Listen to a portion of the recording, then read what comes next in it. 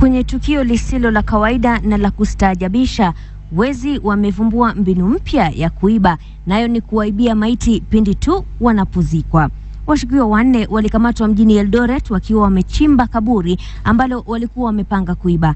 Nusura jamaa hao wazikwe kwenye kaburi hilo hilo, huku wananchi waliojawa na ghadhabu wakisema kuwa tabia ya kuwaibia maiti inaletwa na kukosa imani na hata ukosefu wa maadili katika jamii. Mary Kilobi na taarifa hiyo.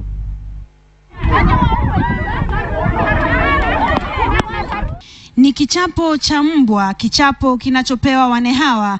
Kisa na maana, walipatikana wakifukua maiti katika eneo la Plateau, kaunti ya Eldoret.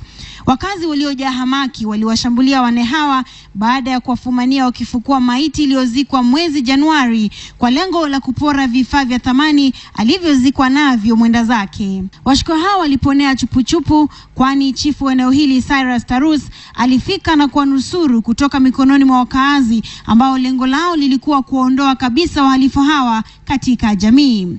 Nishukuru kwa kazi ambayo mmefanya kwa kuwashika, lakini tafadhali nataka niwaambie msichukue sheria mikononi mwenu. Kwa hivyo tunajua kwamba kweli hayo mambo si mambo ambayo inafanyika, si mambo ya Kiafrika, na nataka niseme poleni. Wakazi wa eneo hili wanadai kuwa hii si mara ya kwanza kwa washukiwa hawa kufukua maiti na kutoweka na bidhaa za thamani, mkiwemo nguo ambazo wafu huzikwa nazo. Wakiwa na vifaa walivyotumia kuendesha shughuli yao haramu, washukiwa hawa wanadai kuwa wenzao waliotoroka ndio waliowahadaa ili washiriki katika kitendo hiki.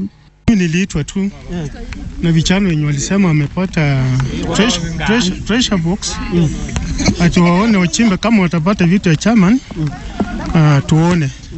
Na vile walianza kuchimba, nafikiri ilikuwa kaburi. Hata mimi niliwauliza hiyo vitu inapatikana kwa mlima wa Ruko Forest. Ni kumbe ni hapo ya mtu. Kumbe ni makaburi. Wanadai waliowatuma waliwahakikishia kuwa watapata bidhaa za thamani zilizoachwa na Wajerumani. Kama stofu, pasi, makafuli, mafuria, na kuanga tu kwa shimo ninasema si kaburi. Hao makosa tu walienda kwa kaburi. Wachama ni wenyewe vile walienda ndio walikuwa wanaweka kwa mashimo. Wane hao watafikishwa mahakamani huku juhudi za kuwasaka washukiwa 2 waliotoweka zikiendelea. Mary Kilobi, KTN leo.